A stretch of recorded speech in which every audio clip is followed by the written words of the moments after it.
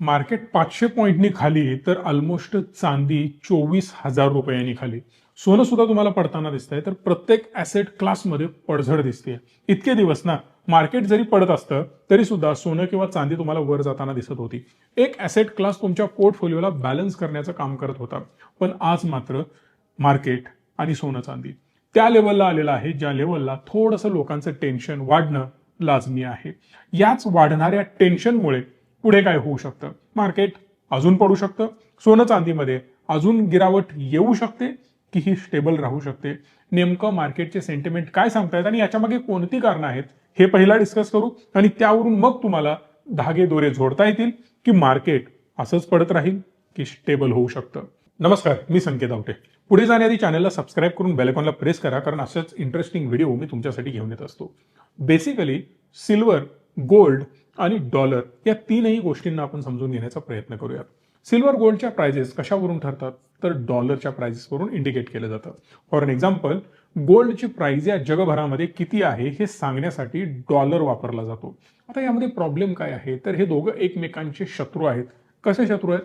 जेव्हा जेव्हा तुम्हाला गोल्ड चांगला परफॉर्म करताना दिसतो, ब्रेकआउट देताना दिसतो, त्यावेळेला समजून जा डॉलर बऱ्याच वेळेला आणि मॅक्सिमम वेळेला इतिहास हाच सांगतो की डॉलर खाली जात असतो. बऱ्याच वेळेला तुम्ही ऐकलं असेल, डॉलर पडला पडला पडला हेच सुरू आहे. एवढे दिवस एवढे महिने झाले, पण या दरम्यान सोनं तुम्हाला खूप चांगल्या प्रकारे ऑल टाइम हाय गाठताना आणि खूप चांगला उच्चांक गाठताना दिसतोय.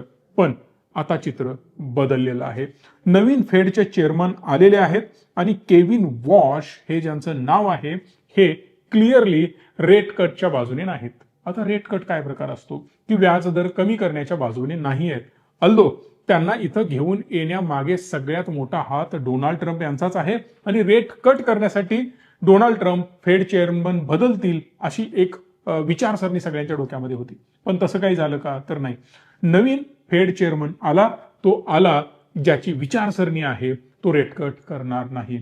जेवढा रेट कट कमी करण्याचा प्रयत्न करेल तो आता, तेवढा डॉलर स्ट्रॉंग बनण्याचा प्रयत्न होऊ शकतो. म्हणजेच काय, ऑलरेडी डॉलर स्ट्रॉंग बनत चाललेला आहे. भविष्यात जेवढा डॉलर स्ट्रॉंग होणार तेवढा सोन्याचा रेट कमी होणार. तुम्ही म्हणाल याचं काय कारण? लॉजिक सिंपल आहे. डॉलरमध्ये सोन्याची देवाणघेवाण होते इंटरनॅशनल मार्केटमध्ये, राईट? मग या सिच्युएशनमध्ये जर डॉलरच महाग झाला असेल तर सोन्यामध्ये केली जाणारी गुंतवणूक कमी होणार. कारण सोन्यासाठी मोजावे लागणारे पैसे हे जास्त असू शकतात. कदाचित जर डॉलर अजून स्ट्रॉंग बनत गेला तर इंडियामध्ये जी इम्पोर्ट ड्युटी कमी करण्यात आली आहे ती इम्पोर्ट ड्युटी पुन्हा वाढवली जाईल, जेणेकरून गोल्ड कमी इम्पोर्ट व्हावं. कारण इम्पोर्ट ड्युटी वाढवली तर गोल्ड आपण कमी इम्पोर्ट करणार आणि जेवढा डॉलर स्ट्रॉंग होत जाणार तेवढी सिल्वर आणि गोल्डमध्ये घसरण पाहायला मिळणार, कारण त्याचं परचेस खूप कमी केलं जातं. जेव्हा जेव्हा डॉलर स्ट्रॉंग असतो तेव्हा लोकांच्या डोक्यामध्ये सिंपल विचार असतो की जर माझीच करन्सी मला चांगले रिटर्न देते, बँकेमध्ये मला एफडीजवर किंवा फिक्स डिपॉझिटवर चांगलं व्याज मिळतंय, तिकडे बॉन्ड्स चालतात, मग जर मला तिकडे व्याज मिळत असेल तर मी अननेसेसरी गोल्डमध्ये हेवी इन्व्हेस्टमेंट करणार नाही आणि त्याचमुळे गोल्डमध्ये ही घसरण आपल्याला पाहायला मिळते. 3 उदाहरणं देतो. 1980 साली सोन्याचा रेट होता $850 आणि त्याचा तो उच्चांक होता, पण त्यावेळेला डॉलर क्रॅश होत होता. पण येत्या 1-2-4 वर्षामध्येच पुन्हा डॉलर चांगला परफॉर्म करू लागला आणि सोन्यामध्ये ऑलमोस्ट 60% क्रॅश आला. सेम घटना घडली 2011 साली. $1900 पर्यंत गेलेलं सोनं येत्या काही वर्षातच 40% क्रॅश झाला आणि याच्या मागे होता डॉलरच, जो की स्वतः स्ट्रॉंग बनत गेला. सेम उदाहरण 2026 मध्ये तुम्ही बघू शकता. डॉलर संपला, कंटिन्युअसली डॉलर कोसळतोय, डॉलर इंडेक्सची वाट लागली, कंटिन्युअसली रेड कॅन्डल दिसत आहेत आणि आता मात्र या डॉलर इंडेक्सला रिप्लेस करेल कोण? जगातल्या वेगवेगळ्या करन्सी. प्रत्येक जण म्हणत होता की ब्रिक्स पुढे येणार, कोणी म्हणत होतं इंडियन करन्सी पुढे येणार, कोणी म्हणतं चायना करन्सी पुढे येणार.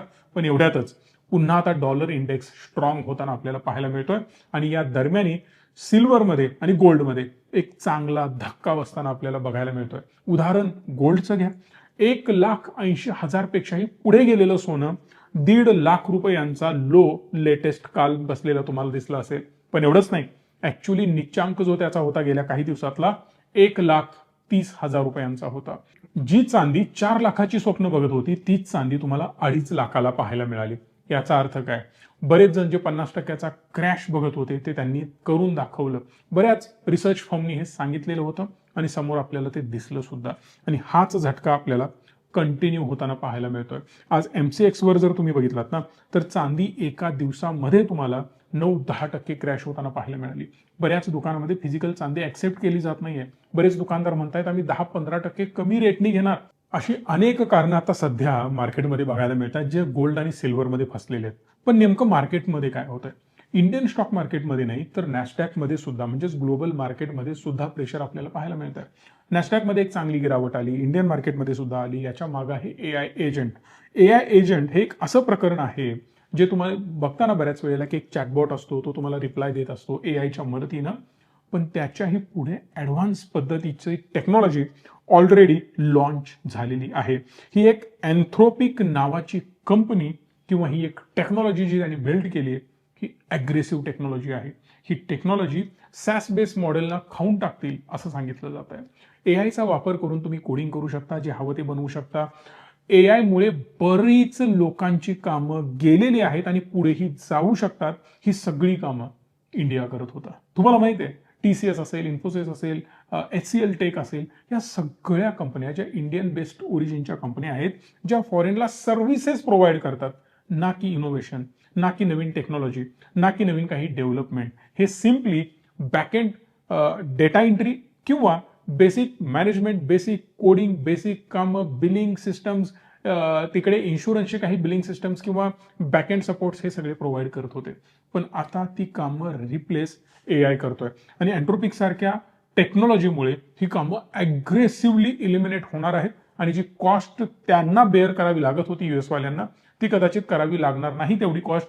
परिणामी इंडियन कंपन्यांची कामं कमी होतील आणि इंडियन IT सेक्टर अडचणीत येऊ शकतं असं सध्या मानलं जात आहे. आणि याचमुळे इंडियन IT सेक्टर अग्रेसिव्हली आज क्रॅश होताना पाहायला मिळालंय.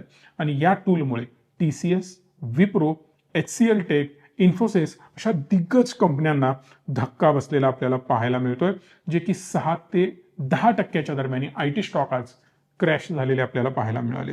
डिफेन्स सेक्टरचं काय झालं हे सगळ्या जगाला माहिती आहे. ज्या डिफेन्स सेक्टरचं बजेट अग्रेसिव्हली वाढवलं जाईल असं मानलं जात होतं, डोनाल्ड ट्रम्प जगभरामध्ये वॉर लाईक सिच्युएशन क्रिएट करतोय. पण भारताला, इतर देशांना स्वतःला आपल्याला सिक्युअर करण्यासाठी स्वतःची डिफेन्स सिस्टम स्ट्रॉंग करावीच लागते आणि प्रत्येक देश तो करतोय.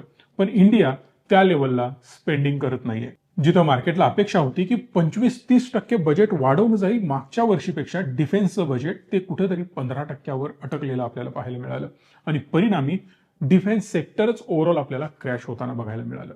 बरं, हे कमी होतं की काय? तर तेवढ्यावरच गव्हर्नमेंटची एक नवीन ऑर्डर HALला मिळणार असं सगळ्यांना 100% वाटत होतं. पण तीच ऑर्डर HALला न मिळता प्रायव्हेट कंपन्यांना मिळालं. कॉम्पिटिशन क्रिएट होणार म्हणून HAL सारखा दिग्गज स्टॉक कंटिन्युअसली आपटताना आपल्याला बघायला मिळाला. याच्यावर मी डिटेल व्हिडिओ बनवू शकतो हिंदी चॅनलवर. काय नेमकं प्रकरण आहे HALचं, तर कमेंट करा HAL. 1000 कमेंट आल्या तर मी डिटेल व्हिडिओ तिकडे बनवून तुम्हाला प्रॉपरली एक्सप्लेन करणार आहे. आणि सोबतच IT क्रॅशला मदत करत करत FISने सुद्धा सेलिंग कंटिन्यू ठेवलेलं आहे. FIचे एवढं चांगलं होणारं सेलिंग मार्केटवर अजून जास्त प्रेशर क्रिएट करताय. बरं, FIs प्रेशर क्रिएट करतायत, रिझन बिहाइंड दॅट की त्यांना त्यांचा डॉलर स्ट्रॉंग होताना पाहायला मिळतोय, त्यांची इकॉनॉमी सेटल डाऊन होताना पाहायला मिळते. डोनाल्ड ट्रम्प मूर्खासारखं काही जरी करत असला तरी सुद्धा त्यांच्या देशांना त्याचा कसा फायदा होतोय हे दाखवून देण्यामध्ये डोनाल्ड ट्रम्प सक्सेसफुल होतोय.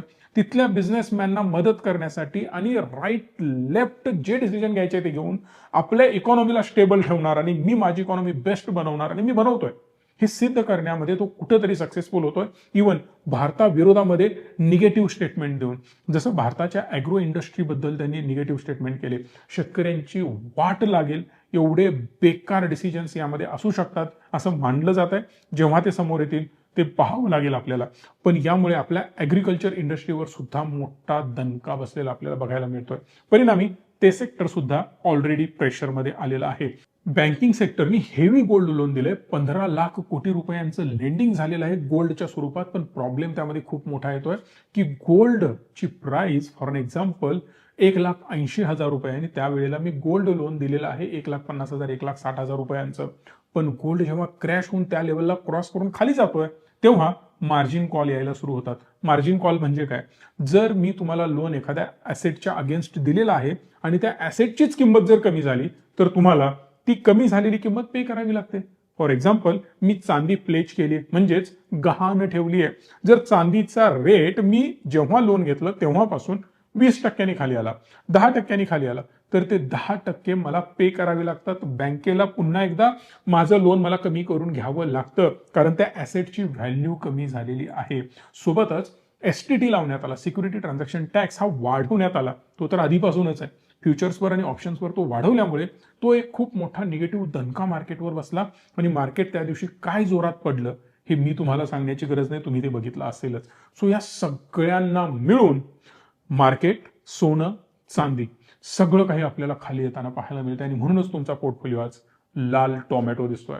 यावर उपाय एकच, सिंपल आणि एकदम सरळ. स्टॉक स्पेसिफिक तुम्हाला जावं लागेल, चांगले स्टॉक पाहणे, चांगल्या स्टॉकवर वॉच ठेवणे, त्याच चांगल्या स्टॉकमध्ये गुंतवणूक करणे. अननेसेसरी चुकीच्या कंपन्यांमध्ये गुंतवणूक करू नका. चुकीच्या म्युच्युअल फंड बाय करून होल्ड करत बसू नका. या व्हिडिओला लाईक, शेअर आणि चॅनलला सबस्क्राईब हक्कानी करा. धन्यवाद. Stay tune and stay positive.